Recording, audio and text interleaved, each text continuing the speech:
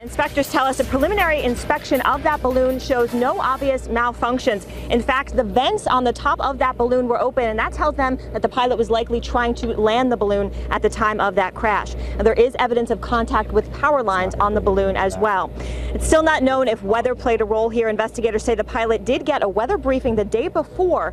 Crews did report patchy fog on the road on the way to the launch site that morning, but they also reported that the launch site itself was clear. Investigators are now trying to figure out if something went wrong once that balloon was in the air.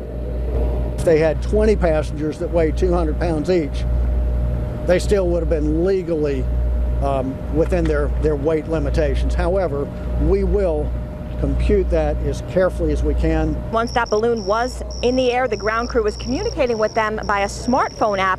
They reported to the NTSB that they then lost communication with the balloon and that the ground crews drove around for an hour trying to call them by phone, both the pilot and some of the passengers' phone numbers that they had, but they could not reach them. The NTSB also adds that the operator, the Heart of Texas Air Balloon Rides, was involved in a crash last year, but they did point out it was a different balloon and a different pilot. Family and friends say they are anxious to learn the facts that come out of the investigation, but tonight their focus is on the lives lost in that terrible accident. She treated her kids in her classroom and the rest of them like they were her family. It's not going to bring any of them back. We have a horrific bond now, and we have, I think, an obligation to remind people that life is pretty precious.